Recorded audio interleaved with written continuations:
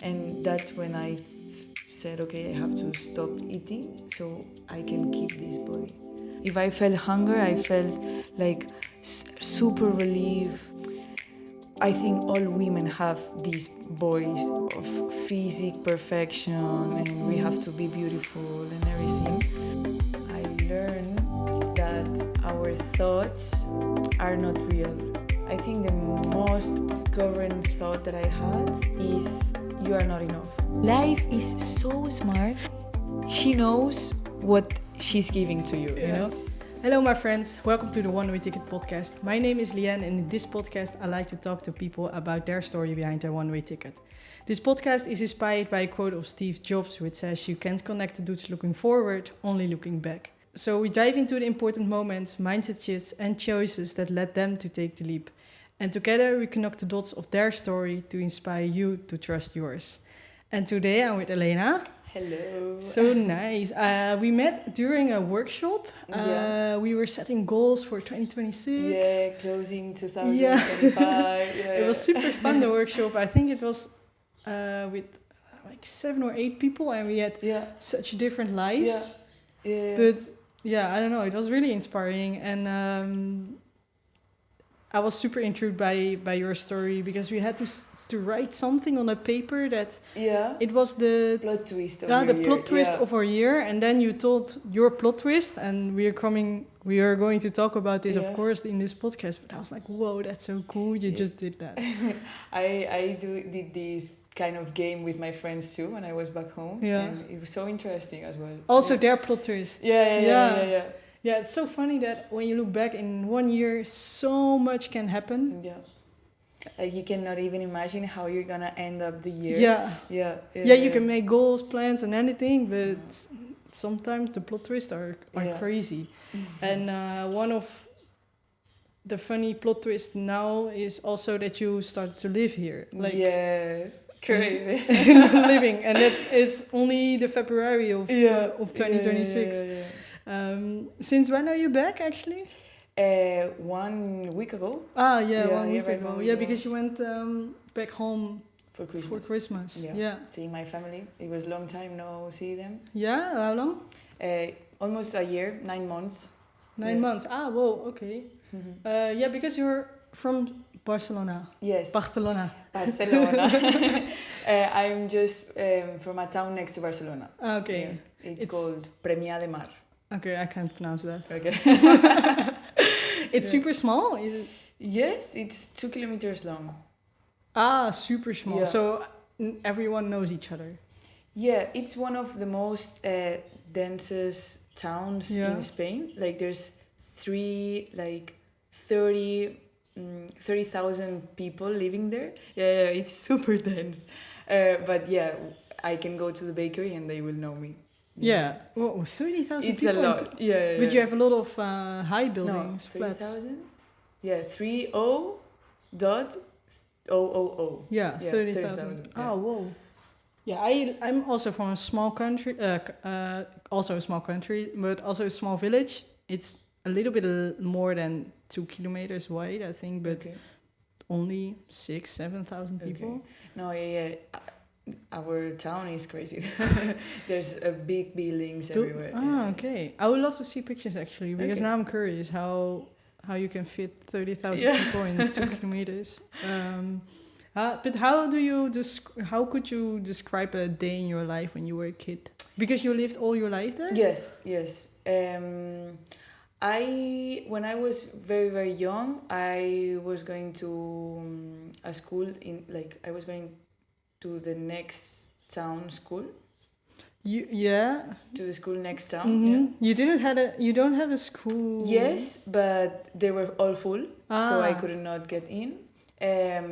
But it was just like 10 minutes by car. Mm-hmm. And I have a older brother, so we went together with my mom in the car.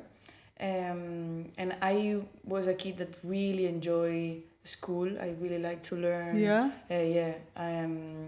I had my friends there. I'm also a studying person. And yeah, I really like physics. I really like everything. Also the art part.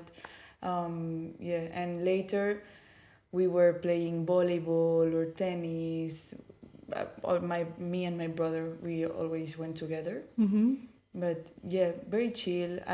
My family were always together. They are still living together. Yeah. So I think I had a really loved childhood. Yeah. Yeah. And then you did a study. Was it hard to choose because you say you liked everything? Yeah. Well, like the other day we were saying that I have an older brother. He's really smart. He really likes technology things.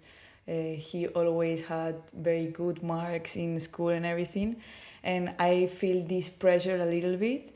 And I think I like to study, but I also think that it's a really, how do you say, like, in comparison with him, I always try to not win, but be as good as him. And my father is physician, so my brother started to be an engineer, and I said, I think I like arts, and I want to study arts. So for my father, it was a little bit difficult at first to accept that. Yeah. Because when I was really since I was a child, I said I wanted to be a surgeon, like a doctor that Surgeon. Surgeon. And he was like, no, you have to go there, you have to do this and study this. And I said, I think I changed my mind and now I want to study design, something, with drawings and arts and everything. And at the end, he said, okay, I trust you. I know you are capable of doing everything. And if this makes you happy, you can do it. And yeah, I ended up doing a graphic design and audiovisual design career. Yeah. Do you remember the time that you told your parents that you don't want to do the physics part or surgery part? Yes, I remember because first we have we do normal school. Then we have 2 years that you have to specialize a little bit, and then you go to the career, to university. So I remember first we had to choose these 2 years, and I was like, okay, I don't want to do the mathematics part or the mathematics path. And that I remember sitting down with my parents and say, okay, I want to do this career, this university, and these are all the things I can do after my university. So for doing this, I need to study arts first, not going to mathematical paths. So, and that's when my parents said, okay, because they like the results. You know, it was not yes, I'm just going to do arts and then I don't know. I plan all my study career so they can be more chill with that. You felt like you had to do that to be. I made even a PowerPoint, a presentation. I was like, yes, look, these are the options. I can do this, I can do that. And what were the options you put in your PowerPoint? I put after the career, what can I do? Because they were scared, if you do arts, then you can just be an artist. And no, you can do a lot of things. You can even do cinema, you can do design, you can go to marketing team also, or an agency. So I put all the jobs that I could do later. And you told me also that you love traveling, because otherwise you wouldn't be here, of course. Yeah. But did you also think about, okay, what do I want and what could I do while traveling? Or what makes me more free to be able to travel? Or that wasn't something that at that point, I couldn't not even imagine having this lifestyle. I think all my reference and all my friends, all the older people that I knew, they were having 9-to-5 work. And I thought about this kind of lifestyle like a dream dream movie, dream style. I couldn't not even imagine that it was possible, you know. Yeah. Yeah, you always had this dream, like since a kid? Yeah, yeah, yes. Watching, uh, what's the name of that movie of a girl that a shark bites his arm? Surfers. It was a surfer, a very. It was a documentary. No, it's a movie, based on real stories. Ah, okay. I don't think I've seen it. I also don't think I want to see it because Okay. then I don't want to surf anymore. Maybe. But yeah, I remember watching some surf movies and Mhm. everything, and I was like, oh, that's so cool. But it's here Not in for Barcelona, you. there's no Yeah. surf. I cannot be this kind of person. But then maybe yes. Yeah. In the Yeah. end. Yeah. Okay, so you always dreamed about also surfing already, or just the freedom of traveling maybe? It was a little bit wannabe, like surfing, Yeah. surfer. And now I'm starting to learn, but yeah, also when I was more teenager, I was always with my skate, like, yeah, how cool I am. But no, I was never really, really, really into surf or into skateboarding. It Just thinking about Yeah, maybe one day make exactly. you feel cool. And then, so your parents agreed on Yeah. going to university. Yeah. And do you remember how did you like it or The university? Yeah. Yes, when you do graphic design, I think there's two ways that university teach you to do this. One is more practical, that they teach you how to use softwares, how to use cameras or microphones, or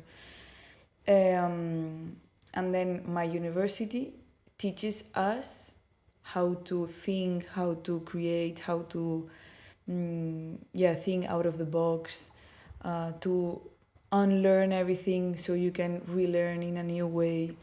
And at the beginning, when you have 18 years old, you're like, what the fuck am I doing, you know? Or because it was really strange. Some exercises were like, maybe they were corporal movement signature, like how do you say, subject, corporal movement subject. And they were saying, yeah, you have to move like a sponge or move like a pencil. And at some point you're like, what am I doing? But later you understand that you are connecting your body with your mind. You are doing like also meditations, exercise. So you are more calm. You let the inspiration come.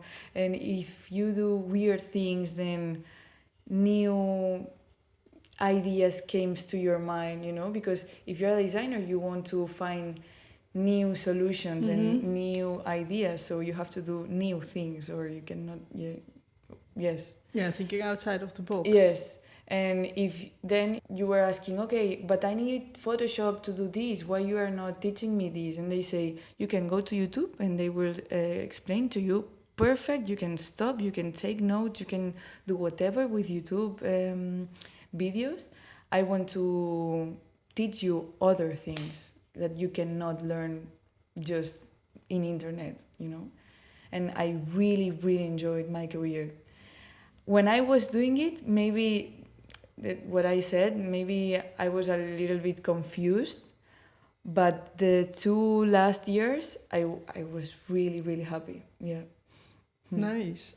That sounds so fun because my study wasn't at all thinking out of the box. It was just, here's the books, this you have to learn, this is what I teach you, and this is coming into the exam, so you better know it. What did you study?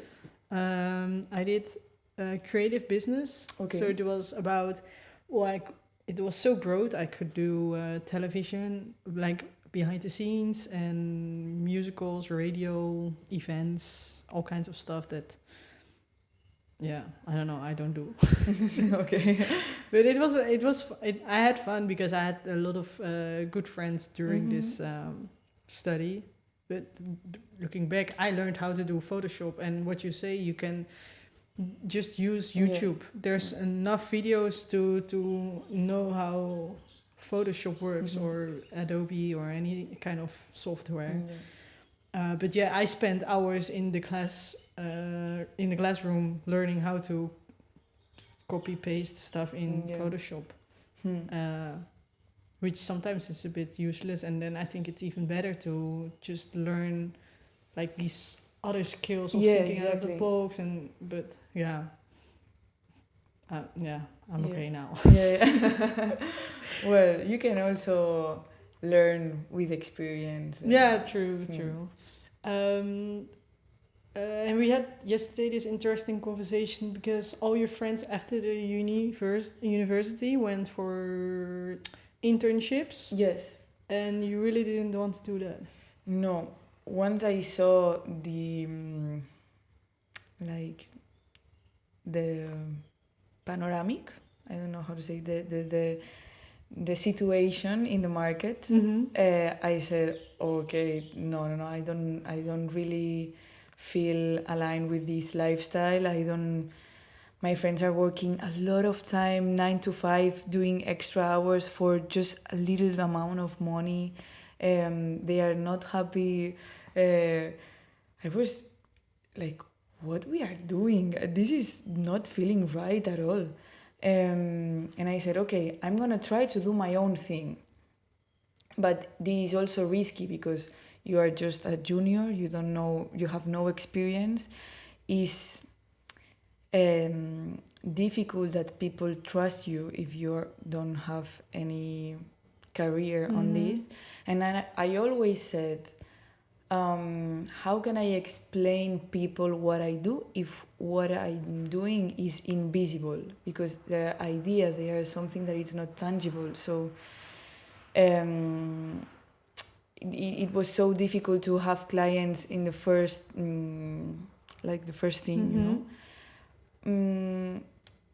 And yeah, I was so committed to that, and I have some clients also mouth to mouth, and some friends, they were coming and requesting some graphic design things, and I have a good group of friends that we enjoy a lot doing video clips and doing short films and everything, so we were just having fun.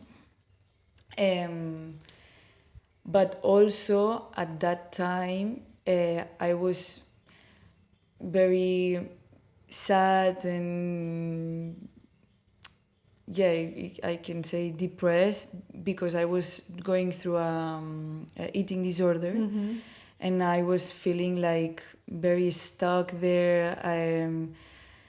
Everything doesn't feel aligned with myself, and that year I tried to recover, but I don't know. I was like, I really need to move and go somewhere. In my previous years, I went to Costa Rica or Italy for some months, and I really like surfing and traveling and meeting new people. And I was really I was really conscious or really aware that I need to go out, and I said, okay, so out of Spain, yes.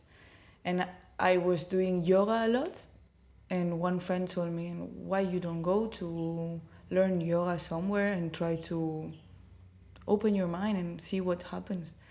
And I said, yes, that's what I'm gonna do.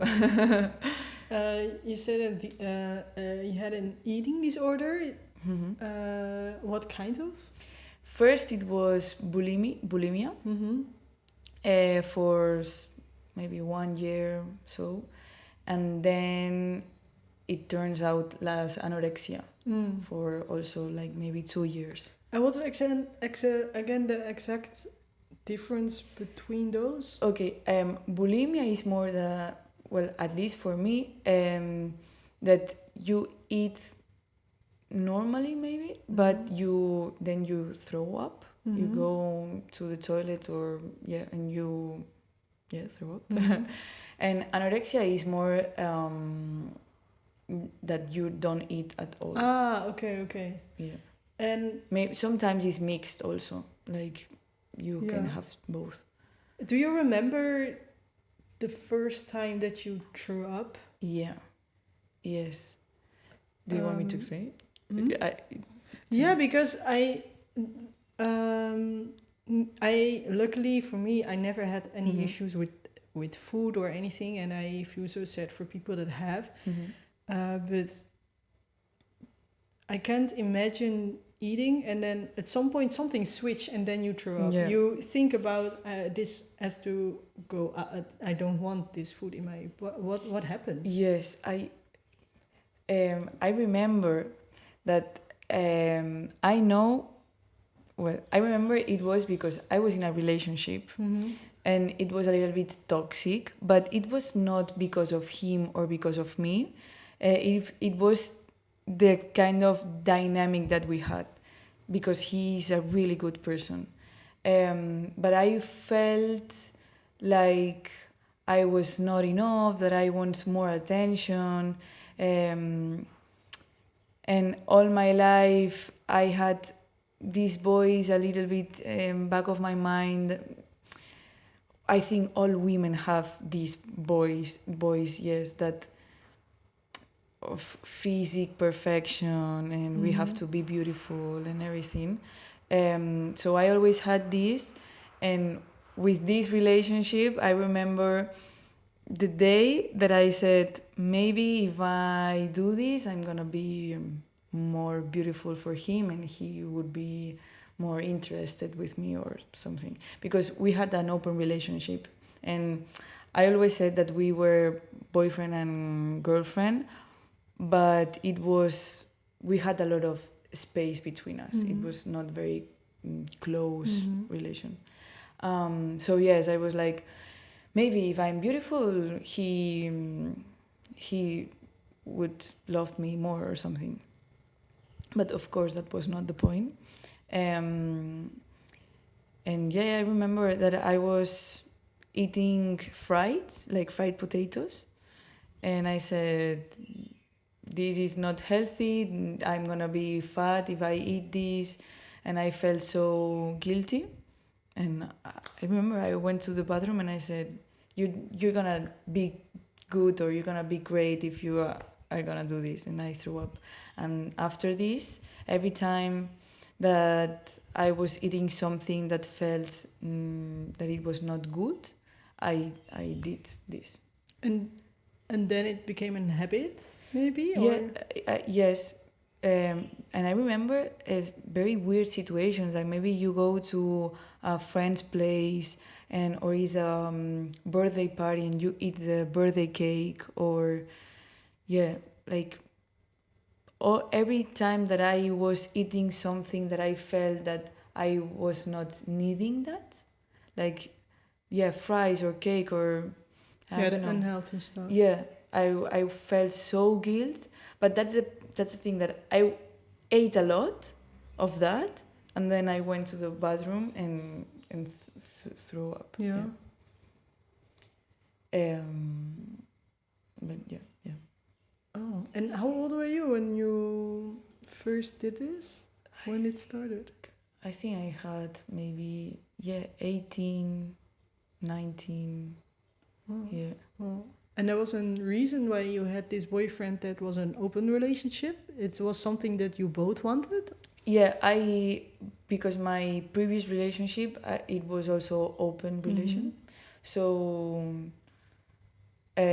yeah, I told him that I'm more comfortable in open relationship, but the previous one was so we were so close to each other. We were doing everything together. We were sleeping almost every night together, and I felt a little bit overwhelmed. And then this second relationship with this new boy, it was all the opposite.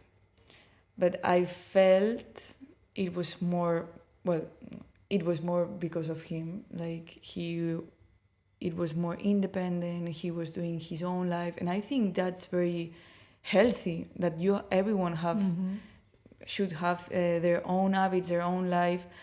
And I was really, I felt that it was the good way, and I felt that was a healthy relationship, but still I was in need of more and more and more attention. And I think not just that his attention, more men attention. Yeah, I see. I see. You never had a close relationship? No, never. You don't want? What's your Uh, thought about this?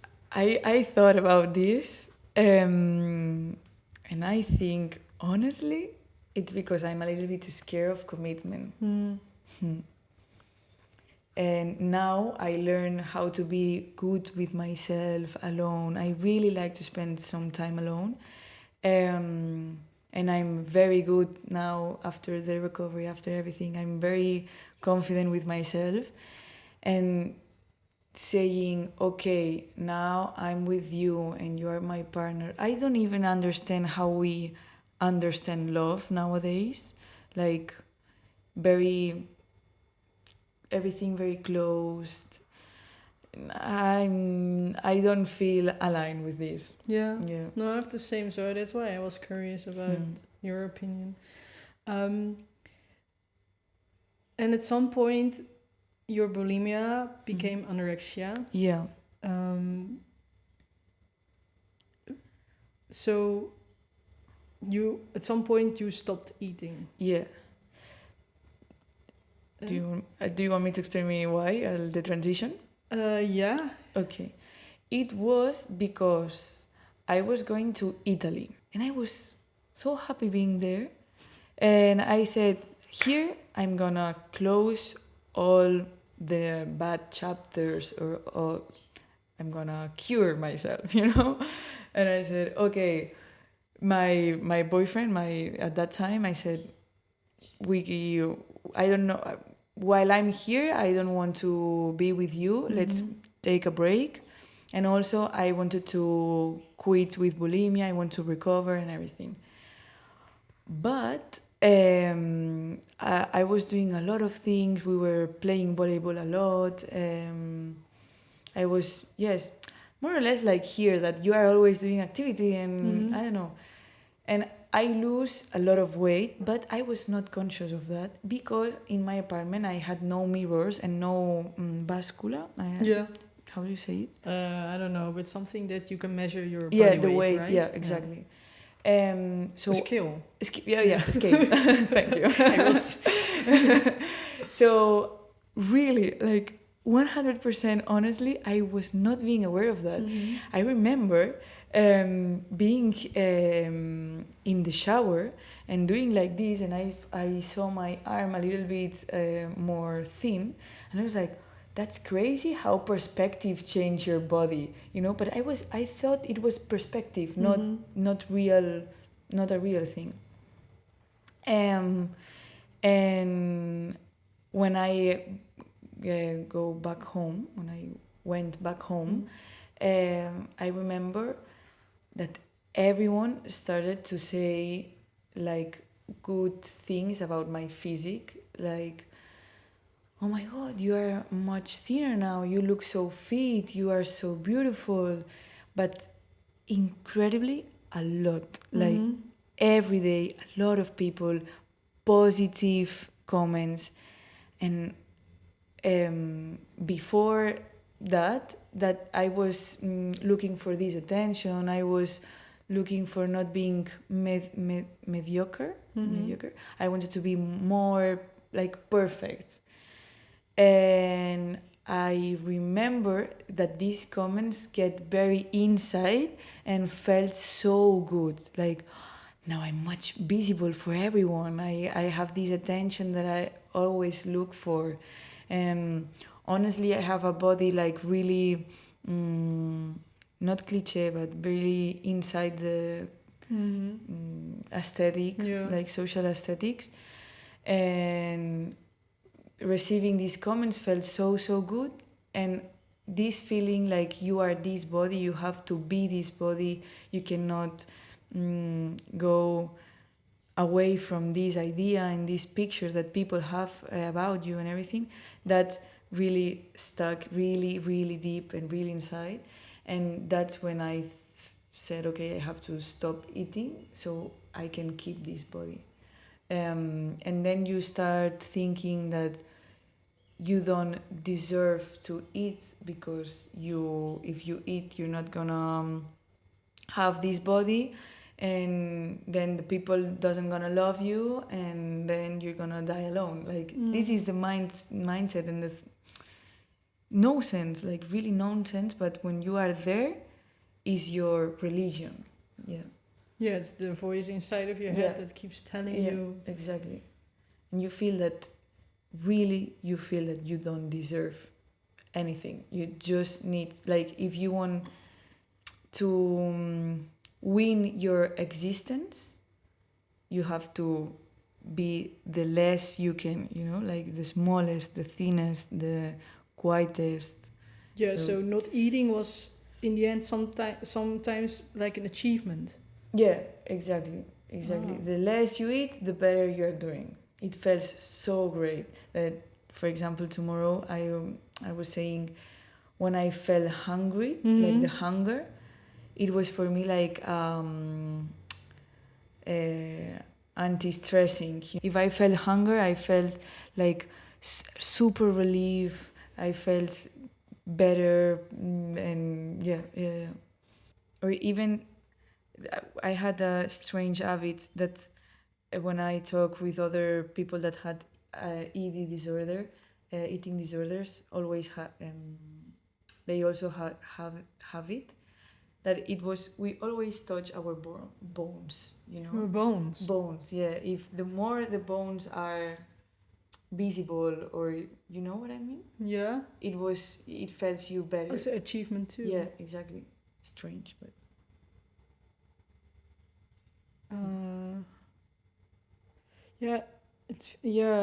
It's hard for me to Really to understand and also to listen to, and it makes me a little bit sad too. Yeah. Because in my eyes you're beautiful. Thank you. So it's crazy that your mind can play such a weird tricks with yourself that you, like, for example, want to touch your bones and then you feel better about yourself. Or even looking and feeling sick, it feels you good, that you are doing great. That's why when you are recovering, or you have some friend that is recovering, they told you, don't say that, oh, you look better, you gain some weight, because the people that is recovering, that is so complicated to manage. Because you're saying, for me, it's not that I'm doing great, it's I'm losing the battle, What should I say to someone who is dealing with this? I would say, don't do like any comment about the recover, about the physique, of course. But honestly, even saying, oh, you look much happier now or much better, if you are in the early process recovering part, these comments also felt like, okay, I'm recovering. That means that I'm gaining weight, and that's very difficult. I think the most difficult part is that, like, assuming that if you want to recover, you have to gain weight. Yeah, because every comment about physics or like the process of recovering, you will twist around in your head. Exactly, a little bit, yeah. Yeah. Or also, I would say, don't say comments about physique. Also, don't say comments about food. Because I remember when I was recovering, I had no problems with olives. And one girl just said, oh, now you're eating olives. That's good, because olives, they had a lot of calories. And after that, never again. Oh, shit. Yeah. And you think like you're just being good and everything, but every comment, the people that have at the end is a disorder, it's not. Yeah. And you can take this comment and Yeah, your brain can use it Yeah, against yeah, you. Ah, yeah. So I would say the most thing that really helps me is my friends being with me and take me out and do things, because also when you are doing this, it's not just about food, it's about everything, and you feel like you are not, also that you don't deserve going out with people because you are also afraid of everything. Like if we meet with this guy or with my friends, we will go eating somewhere and I don't want to eat, and it's gonna be weird, so I don't go out. And it really helps me, people being on my side, and let's go just for a walk. Yeah. Let's go. Yeah, you don't have to eat if you don't want. Not gonna push you, but just keeps me away from my room, from my house. Yeah. And just take your mind off something. Exactly. Yeah. Exactly. Did you get treated by someone for your anorexia? Yes, I remember that I asked for help to my parents. I said, okay, I think I cannot handle with this alone. And my parents, yeah, they were super agree. And I went to a clinic for a whole year. But I was not sleeping in the clinic. There are two kinds of treatment. I was going during the day. Yeah. At some point, during some time, yes, and then just going for a visit, it's a holistic treatment, so you have your therapist, your nutritionist, and your psychiatric, and yeah, they work all together, and you do the visit, and then you can go home, or you have group sessions. Also, sometimes you eat there. It depends on the gravity of your disorder. What is the most interesting thing you learned in the clinic? I learned that our thoughts are not real. They are, and the reality, like we think that the reality is like the absolute truth, but it all depends in how we see life and how we use the things that they are happening to us, and we change this experience to thoughts and then emotion, and how you see life. I don't know. So the thoughts you have are not real, you say? They're not the truth always. Exactly. So you can change your thoughts and change your truth? Exactly. What kind of thoughts you had to change to come out for this truth that made you travel to Lombok? I think the most current thought that I had is, you are not enough. You are not enough. You don't deserve this, or you could not do this. A little bit the impostor syndrome. Imposter syndrome. So one friend once told me, everyone is living their life for the first time. Anyone knows what they are actually doing. Even your parents, even a businessman, everyone is trying to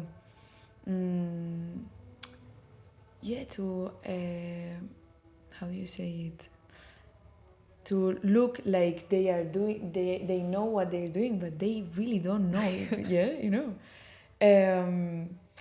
So you think, a lot of people told me, oh my God, what you are doing is so great. How you ended up in Lombok? How can I do that? And I said, just do it.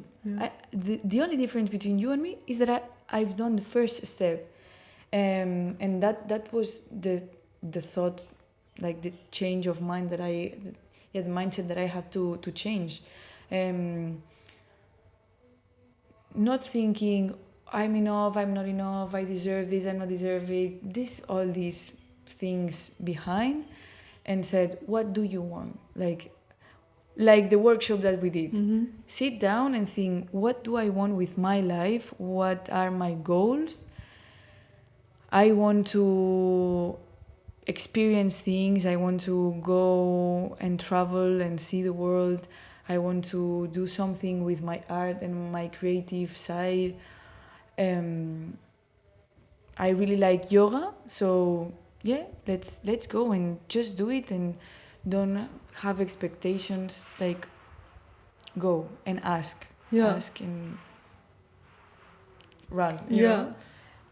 It's funny that you say it because actually I also don't know what I'm doing with this podcast. I just do it because it's fun, and I take the step. Mm-hmm. What is the step you took that differs you from the life you had and the life you have now?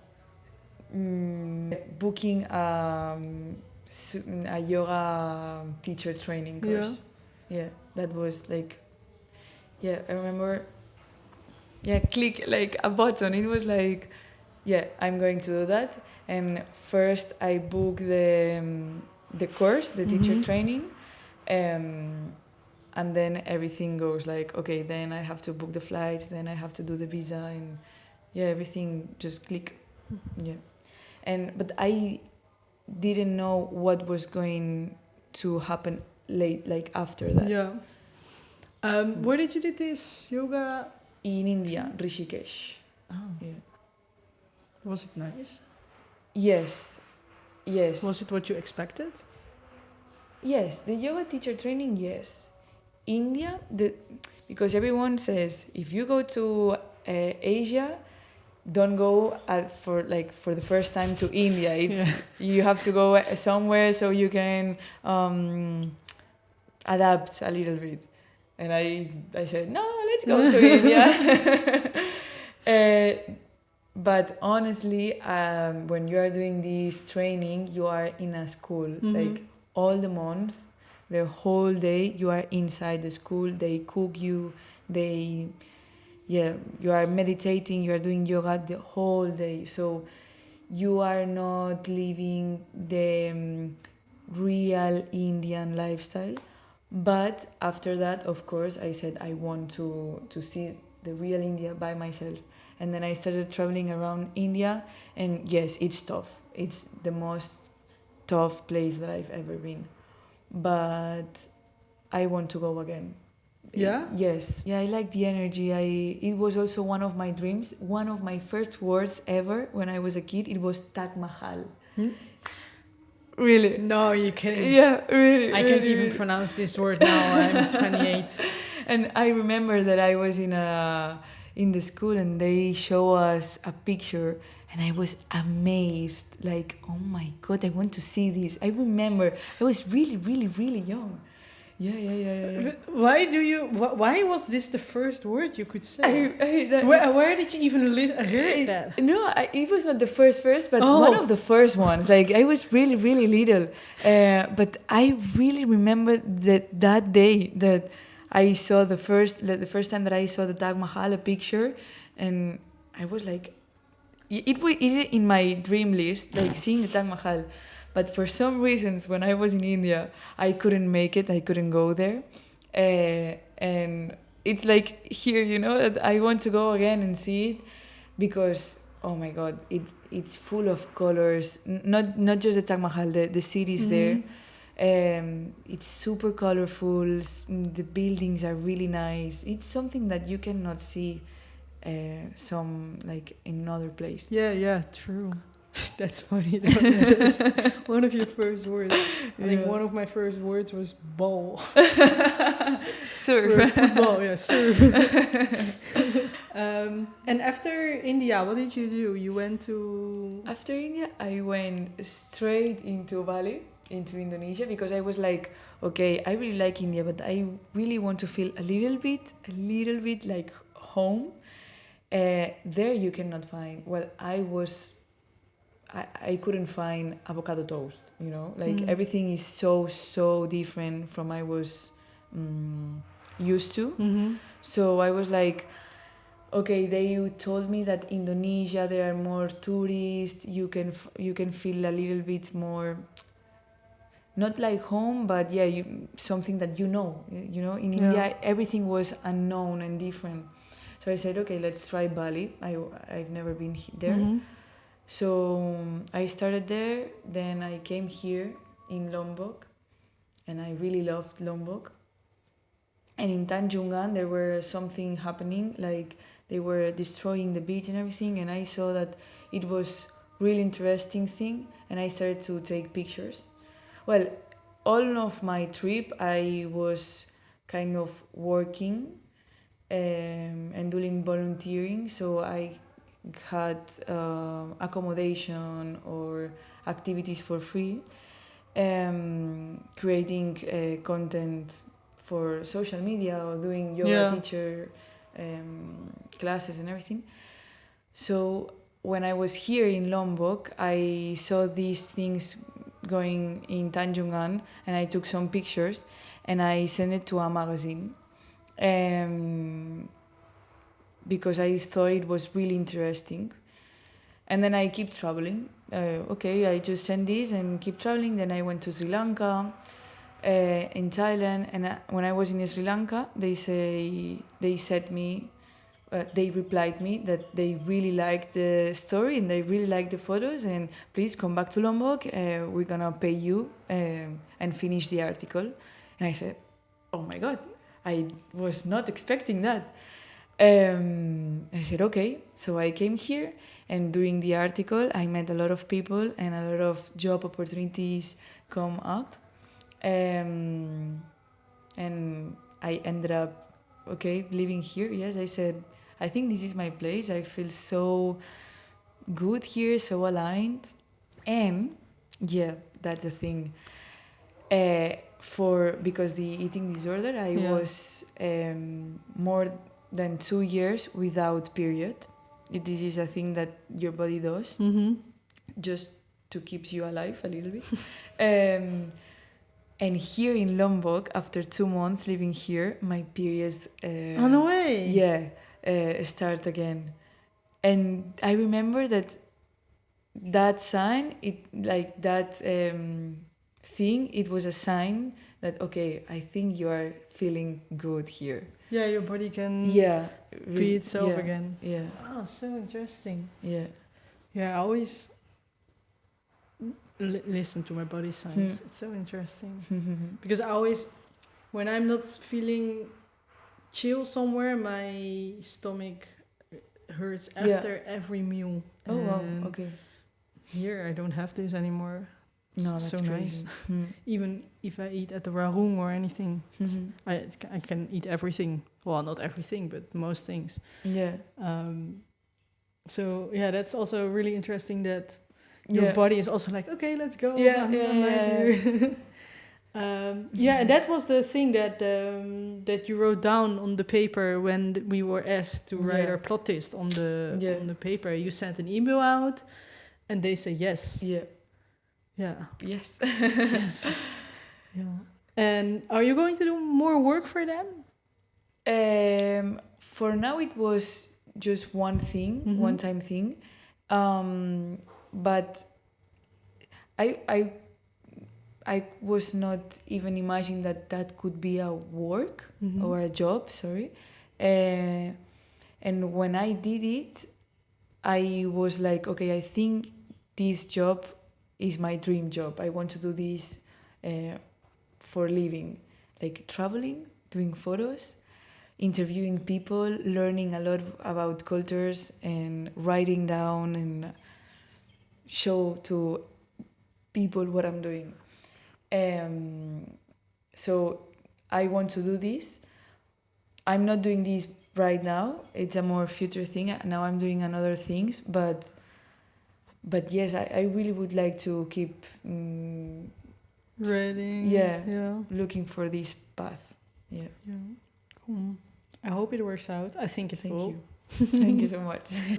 Okay, I think I want to connect the dots with you. And One I think is important is the eating disorder, but I'm not sure if it's the eating disorder itself or the feeling that you're not good enough. What has the most impact for you? Because the feeling of not being good enough is maybe the why you get this eating disorder. Yes, I would say the same. Yeah, yeah, yeah. It's the feel. Yeah, the feeling that you're not enough. Because I think most people can connect and can understand if I talk about this feeling, like you're not enough or you don't deserve this. Yeah, Because I and think then you start to look in external things, maybe whether it's like going into toxic relationships or having this eating disorder or trying to party every night and exactly, or drugs, drugs. drinking, alcohol. I think Okay. yeah, everyone in the clinic, they explain me this as an iceberg. Yeah. That everyone has their own emotions, their own problems and insecurities, and everyone tries to cover with other, or tries to manage these feelings with maybe an eating disorder, maybe drugs, maybe partying or boys. And this is what you see, like, oh my god, this person is always with boys or with girls, or this person is doing weird stuff with food. And this is what you see, but this is not the problem. The root is. Yeah, it could also be work, I think. Yeah. Yeah. Okay. The second one I think is that you discovered or learned actually that your thoughts aren't real and that you can change your thought and then your actions and your actual reality changes. Yeah. But I think it's also interesting that your friend said everyone is living their life for the first time. And also, I think it's interesting that she said, or maybe it's not the same friend, but she said, just go do yoga somewhere. Yeah. So maybe you have four dots, like the eating disorder, or actually the shifting in thoughts, the realizing everyone is living the first life, the eating disorder then, and the Go for the yoga. go for the yoga. I actually also just writing that fucking email. Yeah. So many. Yeah. But even if you go more like detail, there are more dots, like more, like all are connected, but they are so Small, specific. yeah. Yes, but it's like, if I was not going in that bar, I wouldn't meet this boy, that they wouldn't present me this person.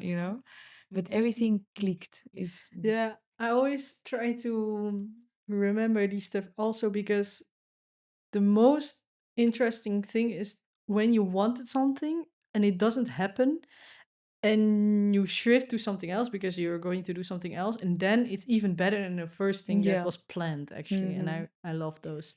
And we were saying we have to listen to our body, but also we have to listen to life. Yeah. I think I always say life is so smart, and she knows what she's giving to you. If this is not happening, maybe it's because it doesn't meant to be for you. And sometimes it works so easily and everything goes so smoothly. That's because it's for you. Yeah.